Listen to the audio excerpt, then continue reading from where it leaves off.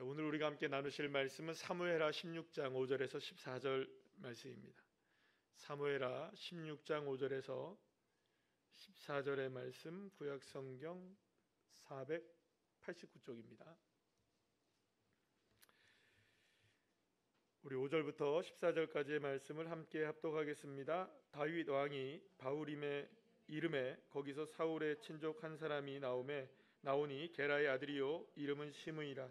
그가 나오면서 계속하여 저주하고 또 다윗과 다윗 왕의 모든 신하들을 향하여 돌을 던지니 그때 모든 백성과 용사들은 다 왕의 좌우에 있었더라.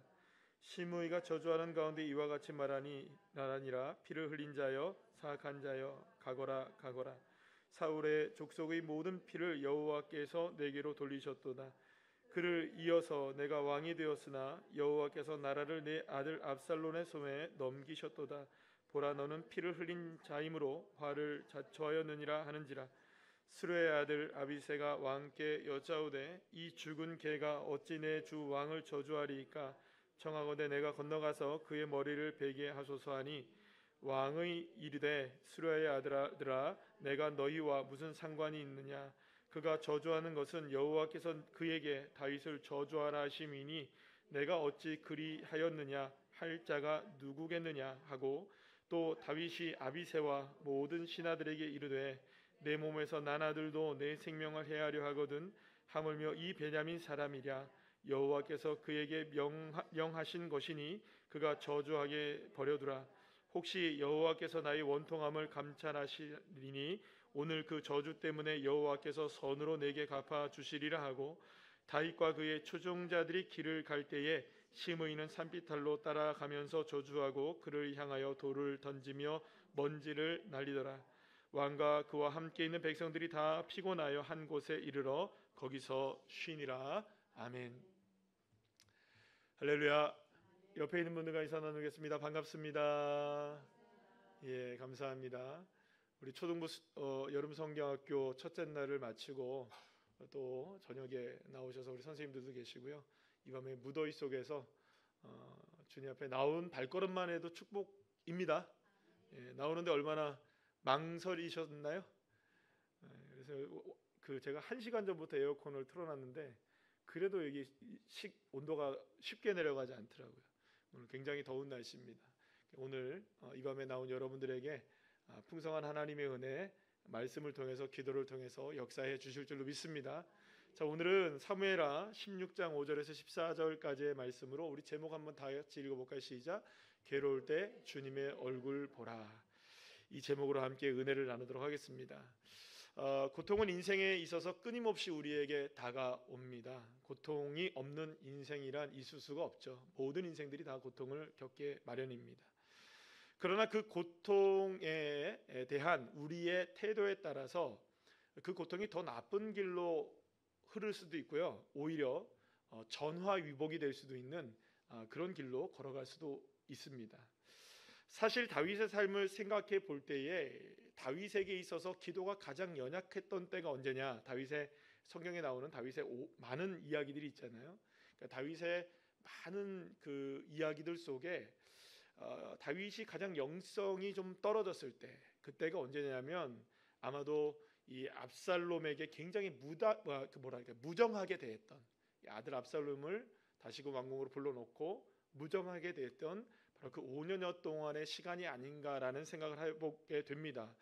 왜냐하면 여러분, 하나님이 우리에게 말씀하신 것 중에 아주 진리의 말씀이 있습니다. 하나님을 사랑하는 것이 우리에게 주님 말씀하신 것이죠. 하나님을 사랑하는 것이 첫째의 계명이고 둘째도 이와 같으니 내 이웃을 내 몸과 같이 사랑하라. 그러니까 하나님을 사랑하는 것은 이웃을 사랑하는 것으로 나타나기도 하고 증명되기도 하고, 그것이 하나님을 사랑하는 것과 동일하게 여겨지기도 합니다. 여기에 물론 이웃이라고 하면 그냥 단순하게 이웃을 포함하는 게 아니라 나를 제외한 모든 사람들, 여기는 모두 누구도 포함될까요? 가족들도 포함되고 성도들도 포함되고 뭐 옆에 있는 주변 사람들도 다 포함이 되는 것이겠죠. 자, 그러니까 한번 생각해 보시면 이 아들이었어요. 물론 아들이 지금 압살롬이 이복형 누구를 지금 살해했습니까? 암논을 살해했단 말이에요. 그러니까 여러분들 이게 어마어마한 일이잖아요. 그러니까 사실은 이 다윗이 이 압살롬을 쉽게 받아들이지 못하는 것은 여러분 이해할 수 있나요, 없나요? 있죠. 그런데 이 아들 압살롬에 대해서 굉장히 무정하게 됐던 그 시간이 누구하고의 관계도 온전하지 못해지게 되냐면 결국엔 하나님과의 관계도 온전해지지 못하게 되는 걸 보게 돼요. 그러니까 이웃과의 관계가 제대로 안 되니까 하나님과의 관계도 안 되는 거죠. 그러니까 이건 반대로 얘기하면 하나님과의 관계가 안 되니까 또 뭐도 안 되는 겁니까? 이웃과의 관계도 안 되는 거죠. 뭐 닭이 먼저냐 달걀이 먼저냐 이거는 얘기할 수 없겠지만 어쨌든 하나님과의 관계이든 아니면 아들과의 관계이든 하나님과의 관계이든 뭔가가 문제가 생기니까 삐걱거리는 문제들이 계속 나오게 되는 거죠. 다윗은 하나님 나라의 정의보다 자비보다는 어쩌면은 그런 생각을 했을 수도 있어요. 자신이 이루어낸 이 이스라엘의 통일 왕국이 계속 발전하고 있는 상황이었기 때문에 이런 법 질서 그 다음에 나라가 부강해지는 여러 가지 것들 이런 것들에 굉장히 관심을 많이 가졌을 수도 있어요. 어쩌면 압살롬과의 거리가 계속 멀어지면 멀어질수록 이런 뭐 그렇겠죠. 여러분들 다른 곳에 집중하면 되잖아요, 그죠? 여러분들 막 우리가 어떤 문제가 있을 때 어떤 문제 다른 문제에 집중하게 되면 그걸 잠깐 잊어버리게 되죠. 그러니까는 어쩌면 이 다윗도 압살롬의 문제가 정말 이게 풀기가 어려운 문제란 말이에요. 상처는 상처대로 났고, 그다음에 암논은 죽었고, 다말은 깨졌고, 그죠? 압살롬도 마찬가지로 그렇게 많은 상처를 받았고, 여러 가지의 문제들이 막 뒤섞여 있는 이것들 때문에 복잡해진 그 상황 속에서 어쩌면 다윗은 다른 돌파구를 찾으려고 했었는지도 몰라요. 더 열심히 일을 했더라든지, 아니면 왕국을 위해서, 나라를 위해서 여러 가지 이제 열중을 했었을지도 몰라요. 그러니까 이게 무슨 말이냐면 결국에는 이 압살롬과의 거리를 가까워지게 하는 것을 거부하면 거부할수록 하나님과도 멀어지게 되고 더 골은 깊어지게 되는 그러한 악순환이 계속되게 되었던 것이죠. 어쩌면 여러분들 그럴 수 있습니다. 아버지답지 못해질수록 다윗은 점점점 인간성도 상실해 갔을 거예요. 독선적인 왕이 되면 여러분들 사람들이 왕은 미워하죠, 그죠? 그러나 따르나요, 안 따르나요? 독재자 생각해 보세요. 따르나요, 안 따르나요? 잘 따르죠. 왜냐하면 안 따르면 어떻게 되니까? 죽으니까. 자신의 곁에 있는 사람들에게 자애심과 사랑을 잃어갈수록 하나님을 향한 열정도 식어져가는, 그러니까 이렇게 굉장히 뭐랄까요? 뭔가 이 다윗의 삶에 있어서 굉장히 문제가 심각해지는 때가 바로 오늘 이 본문이 있기 전에 압살롬하고의 관계 속에서 엉클어져 있었던 그 삶의 한 5년 정도의 시간, 그때가 아니었나 싶습니다. 그러다가 다윗은 결국에는 아들 압살롬의 쿠데타에 의해서, 반란에 의해서 왕위에서 쫓겨나게 되었고 오늘의 장면을 우리가 보게 된 것입니다. 더 이상 왕의 생활을 할 수 없는, 그러니까 왕이라는 직위, 그 다음에 왕궁이라는 화려한 장소, 이런 모든 것들이 다 사라져버리고 광야로 내몰리게 되었던 이 다윗의 이 모습은요, 수십 년 전에 다윗이 사실은 삶을 늘 살아왔던 삶의 자리와 동일한 자리였던 것이죠. 어쩌면 여러분 사실 다윗을 다윗답게 만들었던 장소는 어디였을까요?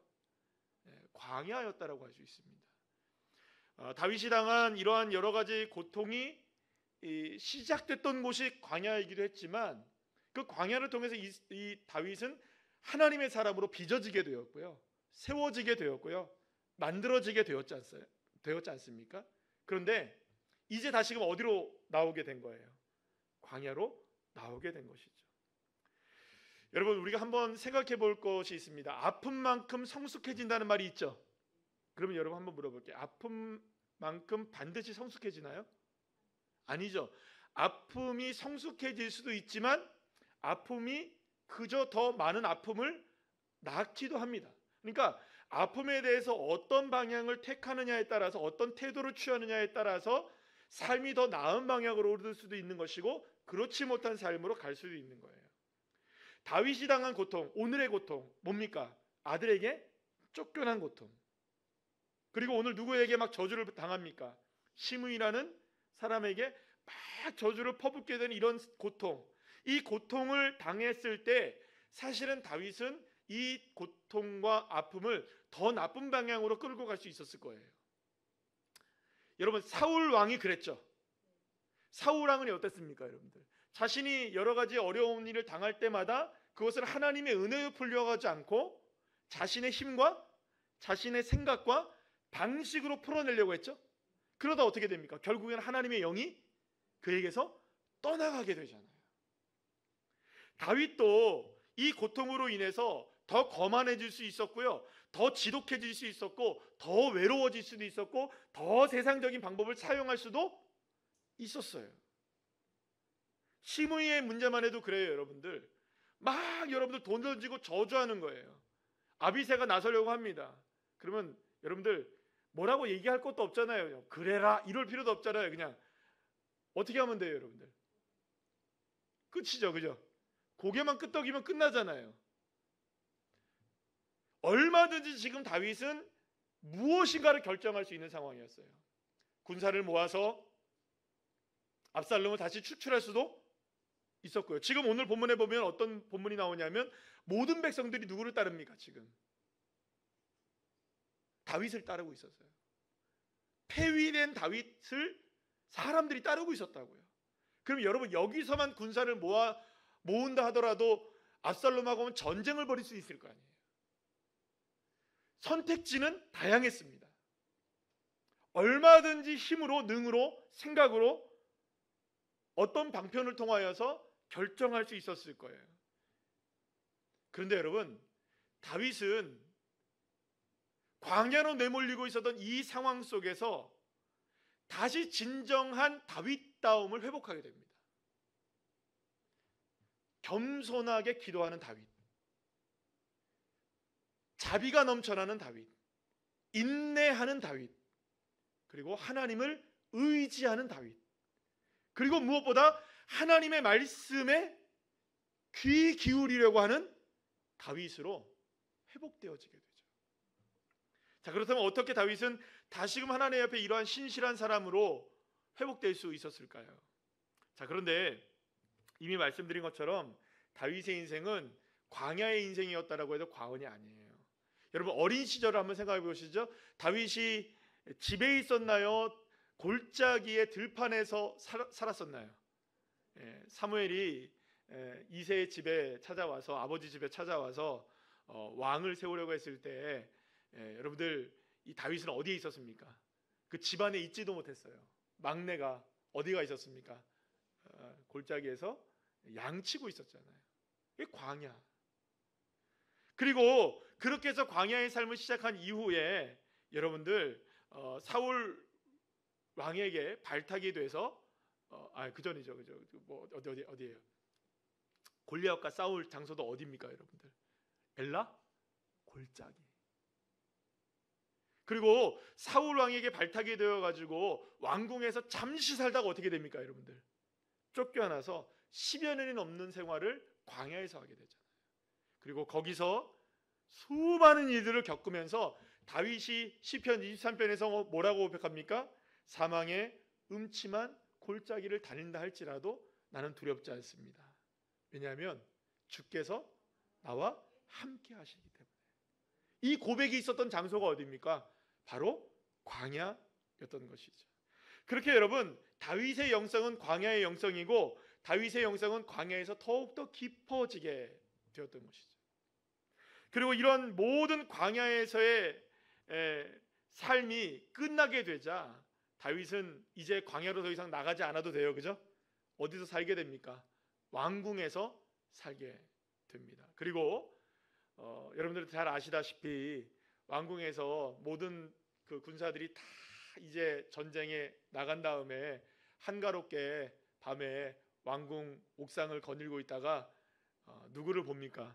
밧세바를 보고 범하고 그의 남편 우리아를 전장에 나가 죽이게 만들고, 여러분, 오히려 이 다윗의 영성이 깨지기 시작한 곳은 여러분 왕궁이었어요. 그 이후에 어떤 일들이 벌어지게 됩니까? 여러분들, 이 죄악의 고리로 인하여서 결국에는 여러분들 바세바가 낳은 아들도 죽게는 되지만 이것으로 끝나지가 않아요. 여러분들, 죄악의 고리가 누구로 이어지게 되느냐? 아들 암놈이 이복 여동생 다말을 범하게 되고, 또 이복 여동생 다말을 범하게 된 이 형님을 압살롬이 가서 죽이게 되고, 이런 여러분들 일이 일어나고 되고 결국에는 이 압살롬에게 의해서 다윗이 쫓겨나게 되는, 이 말로 다 할 수 없는 참혹한 결과가 사실은 누구로부터 시작됐느냐? 왕궁을 한가롭게 거닐고 있었던 다윗의 죄로부터 시작된 거였거든요. 이렇게 왕궁 생활을 15년 정도 이상을 하다 보니 이런 일들이 벌어지게 된 거예요. 그리고 나서 쫓겨나 광야로 내몰리게 된 다윗이 된 것이죠. 아마도 다윗은 다시금 광야로 향하면서 수많은 생각들이 머리에 스쳐 지나갔을 것입니다. 그리고 생각해 보면 다윗에게 있어서 광야는 여러분들 낯선 곳일까요? 친근한 곳이었을까요? 가기는 싫은 곳이지만, 그죠? 친근한 곳이기도 했을 거예요. 비록 말할 수 없는 고난의 삶이 자신에게 다가오기도 했지만 그 모든 고난을 뛰어넘어서 경험하게 되었던 하나님의 역사를 경험했던 장소였던 그 광야가 어쩌면 다윗에게는 오히려 위로가 되었을지도 몰라요. 그래서 이렇게 생각하지 않았을까요? 이렇게 한번 생각해 봤어요. 그래, 광야, 하나님의 은혜가 있는 곳 광야로 다시금 하나님께서 나를 인도하셨구나. 하나님께서 나를 만나시기 위해서 나를 광야로 다시금 부르셨구나. 어쩌면 다윗은 자신을 다시금 광야로 부르신 하나님의 은혜에 감사했을지 모릅니다. 광야에서 자신에게 베푸셨던 수많은 일들을 추억해 볼 수도 있었을 거예요. 비록 아들에게 쫓겨난 아픔은 말할 수 없는 무거운 발걸음이었지만 여호와 하나님이 이 발걸음조차도 쉴 만한 물가로, 푸른 풀밭으로 인도하시는 발걸음이 된다는 믿음이 누구에게 있었던 것일까요? 다윗에게 회복되기 시작했던 거죠. 어쩌면 광야는 압살롬의 반란으로 아들에게 쫓겨나는 다윗의 고통과 아픔을 회복시키기에 가장 안성맞춤인 장소였다라고도 볼 수가 있는 것입니다. 그러니까 여러분, 어쩌면 이거를 계획이라고 말해야 될지 어째야 될지 우리가 참 단어를 사용하기는 어려울지 몰라요. 그런데 하나님 다 계획하신 일이라는 거죠. 우리 물론 여러분 이걸 오해하시면 안 돼요. 하나님, 그러면 여러분 꼭 모든 문제를 부정적으로 해석하려 하시는 분들이 계세요. 그런 거 있잖아요. 내가 이렇게 사람을 이렇게 쳐다봤어요. 그러면 나를 얼마나 예쁘게 보길래 저렇게 보지? 이렇게 하면 되잖아요, 그죠? 그러면 돼요, 안 돼요? 그러니까 긍정적으로 생각하는 사람, 그럴 수 있잖아요. 근데 이렇게 쳐다보면 왜 나를 흘겨봐?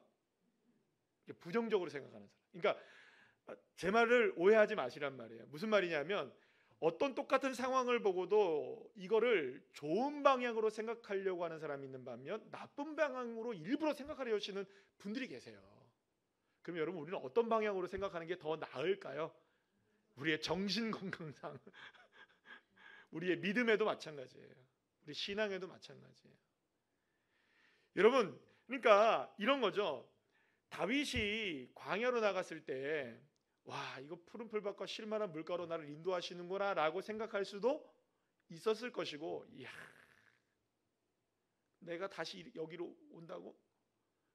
나 완전 패배자네, 이렇게 생각할 수 있다는 거예요.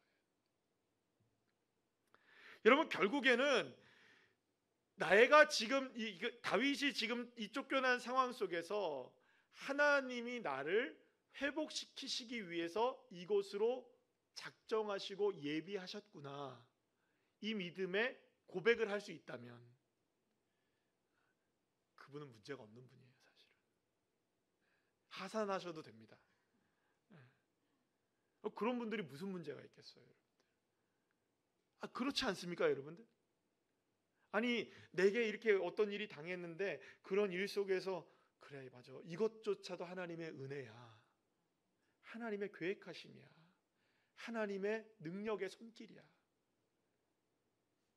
물론 여러분, 그 고백이 쉽게 나오나요, 안 나오나요? 쉽게는 안 나와요, 여러분들.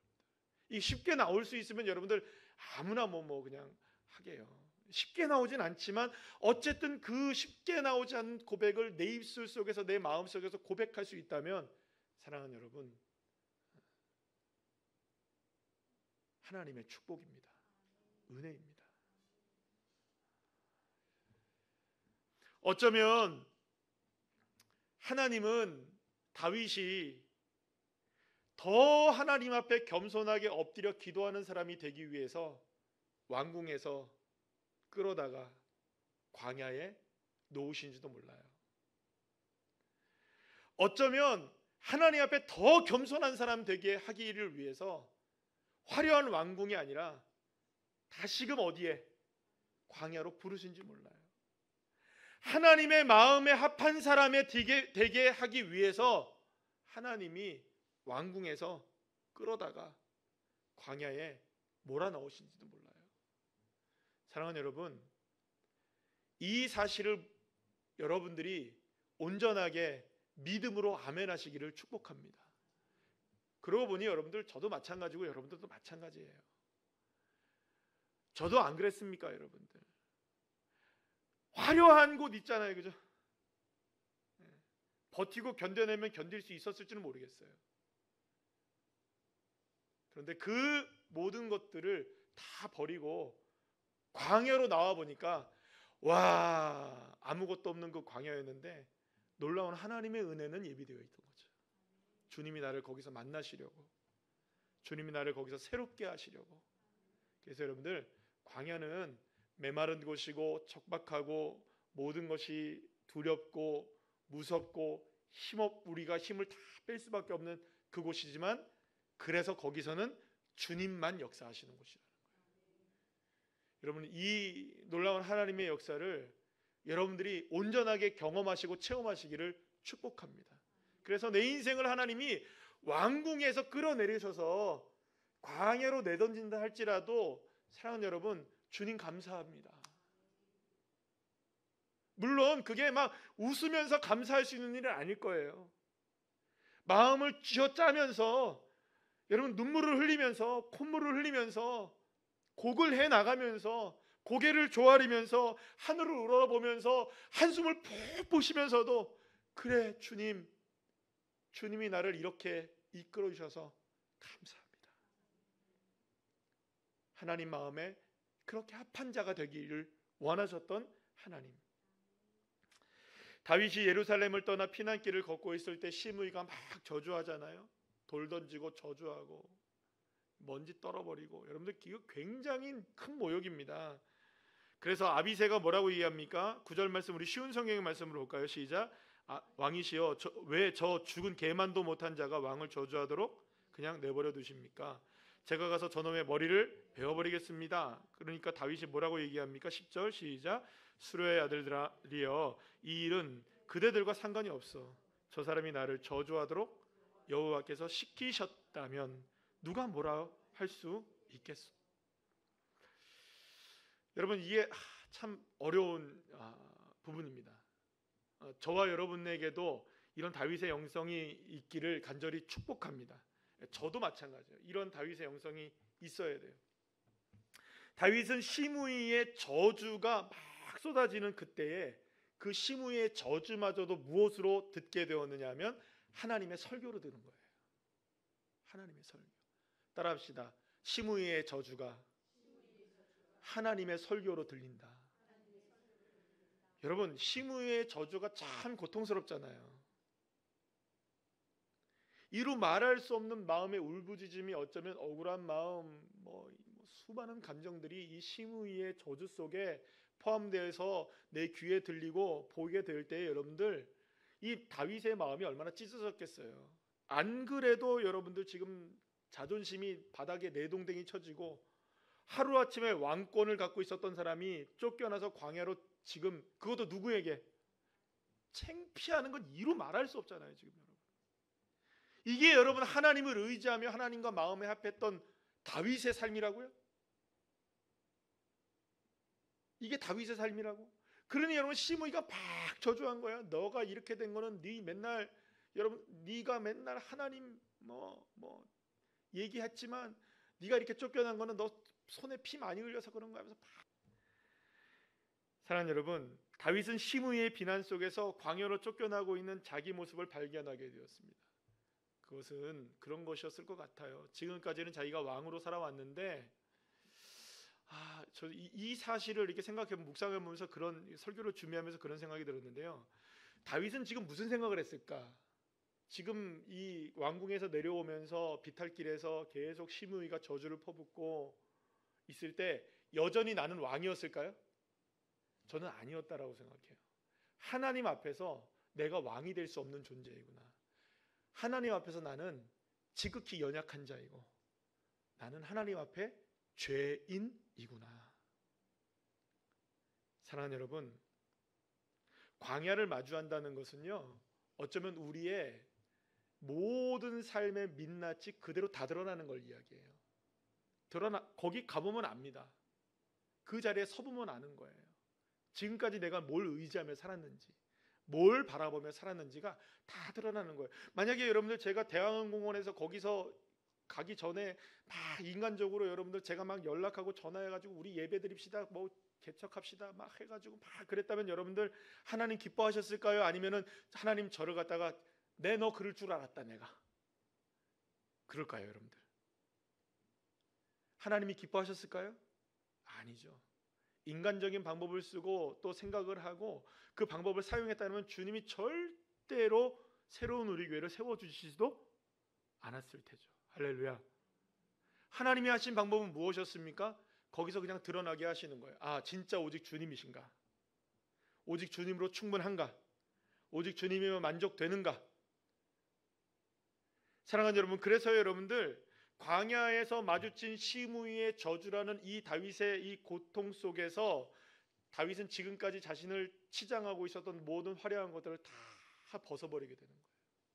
그리고 오롯이 누구를 만나는 겁니까? 다시 하나님 만나는 거예요. 다시. 어떤 공충학자가 여러분들 나방이 번데기에서 나오는 장면을 관찰하고 있었답니다. 그런데 이 날개를 펴서 이 번데기가 좁은 공간을 빠져나오려고 하니까 너무나 힘들었던 거예요. 이 나방이 나오는데 너무 힘들어하니까 이 곤충학자가 이제 조금 도와주자라고 생각을 해서 이 그 애벌레가 나오는 그 번데기를 약간 이렇게 조금 벌려놓은 거예요. 그랬더니 나방이 쉽게 빠져나왔겠죠, 그죠? 좀 쉽게 빠져나온 거예요. 다른 애벌레들의 그 벌레들에 비해서 이 나방이 좀 빨리 이렇게 탈피를 하게 되었던 거죠. 그런데 이 도와줬던 이 나방과 일반 나방들과의 차이점이 있었다는 거예요. 왜냐, 이 닿았던 이 나방이 날지 못했던 건 아니에요. 근데 다른 나방들은 나오자마자 금세 날게 되었는데 이 좀 이렇게 좀 벌리고 도와줬던 그 나방은 한참 동안 못 날다가 나중에서야 날게 되었대요.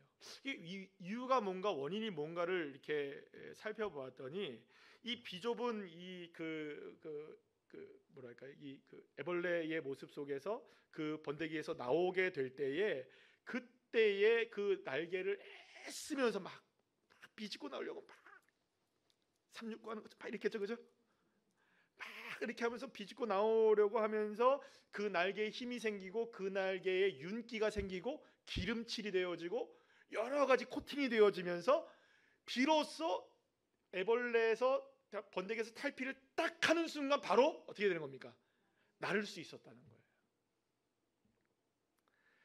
순교자들의 삶을 연구한 마크 갤리라는 분이 계시는데요. 이 순교자들의 삶에서 공통적으로 발견할 수 있었던 믿음 하나가 있었는데 뭐였었냐면, 순교할 때의 그 믿음이 어떤 믿음이었냐면, 따라합시다. 하나님의 임재.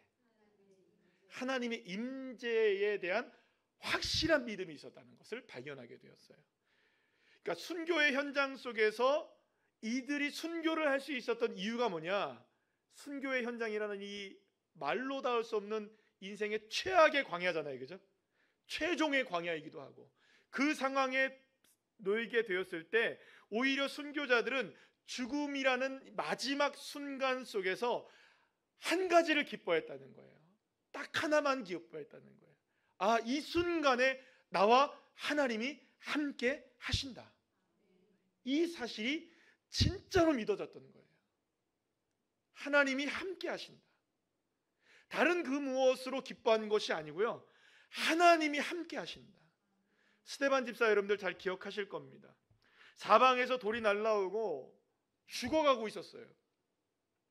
그런데 스데반이 갑자기 막 얼굴이 환해지기 시작합니다. 하늘의 열린 문을 보게 되었던 거예요. 그리고 하나님이 계시고 무엇보다 자신의 생명보다 더 사랑하는 예수님이 자신이 지금 돌을 맞고 죽어가고 있는 상황임에도 불구하고 자신을 바라보면서 그 보좌에 앉아 계신 주님이 일어서서 자신을 바라보고 있는 모습을 누가 본 겁니까? 스데반이 본 거예요. 사도행전 7장 56절에서 돌에 맞아가면서 지금 이 스데반이 뭐라고 고백을 하느냐? 읽어볼까요? 시작. 보라, 하늘이 열리고 인자가 하나님 우편에 서신 것을 누가 봤습니까? 지금 내가 봤다는 거예요. 지금 주님이 나와 함께 서 계신다는 것을 봤다는 거예요. 스데반은 마지막 순간까지 주님 바라보고 있었어요. 그 고통의 문을 넘어서고 있을 때, 말로 다 표현할 수 없는 극한의 고통이 찾아오고 있을 때, 돌이 던져서서 얼굴이 깨지고 머리가 깨지고 피범벅이 되어지는 말로 다 할 수 없는 비참한 상황을 당하고 있을 때 그는 웃을 수 있었던 거예요. 왜요? 주님이 나와 함께 이 자리에 서 계신다. 사랑하는 여러분, 다윗은 시므이의 저주를 통해 자신이 이렇게 아들에게 왕위에서 쫓겨나게 되어서 광야의 길을 걷게 된 이 고통을 통해서 오히려 하나님을 바라보게 되었던 것입니다. 다윗도 자신이 겪게 된 이 고통이 그저 고통으로 사실은 어쩌면 끝날 수도 있었을 거예요. 그러면 여러분 이렇게 하겠죠? 시므이가 저렇게 하니까 시므이를 죽이면 시므이는 또 저주를 받게 되는, 저주했다가 또 복수를 하게 되고, 그 복수는 또 복수를 낳고, 복수는 복수를 낳고, 복수는 복수를 낳고, 복수가 터지고, 그죠?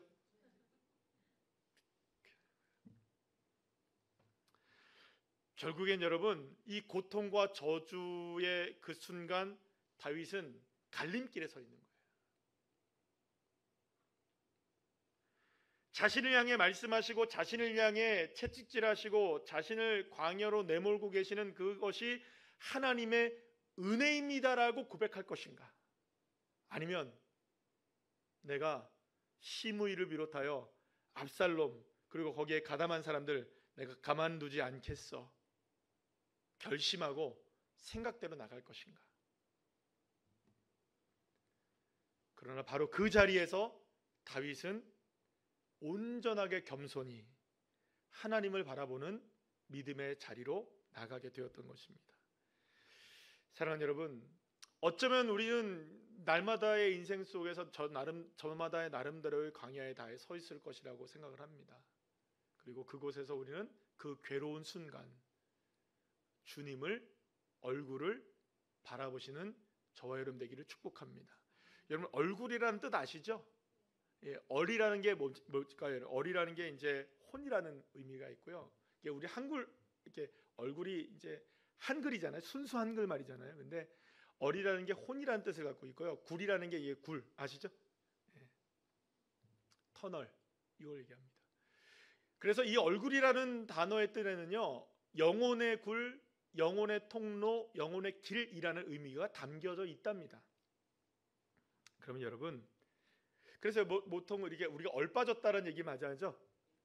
이게 얼빠진 자, 막 이런 얘기 하죠, 그죠?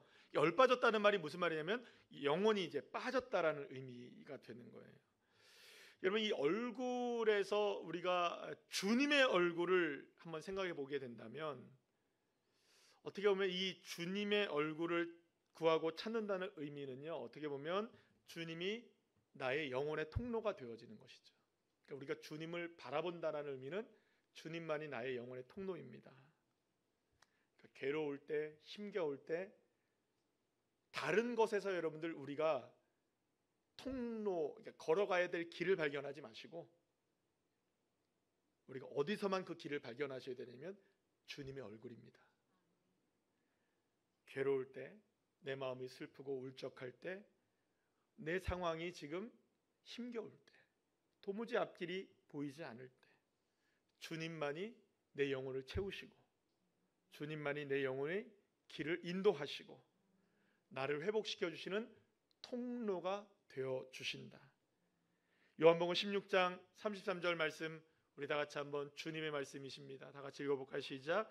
이것을 너희에게 이르는 것은 너희로 내 안에서 평안을 누리게 하려 함이라. 세상에서는 너희가 환난을 당하나 담대하라. 내가 세상을 이기었노라. 아멘. 우리가 세상에서 그 어떤 환난을 당한다 할지라도, 그래서 광야에 우리의 삶이 내던져진다 할지라도 여러분 두려워하지 마시고 그것에 우리가 얽매이거나 눌리지 마시고 주님이 세상을 이기셨습니다. 이 믿음을 가지고 우리가 주님의 얼굴을 바라보는 거예요. 주님의 얼굴이 나의 영혼의 회복의 통로가 되어지고 나의 영혼이 소생케 되어지는 역사가 있게 될 줄 믿습니다. 그래서 담대하게 그렇게 주님을 바라보시면서 이기신 주님으로 우리도 다시 한번 이겨내는 귀한 믿음의 종들 한 분 한 분들 다 되시기를 간절히 축원합니다.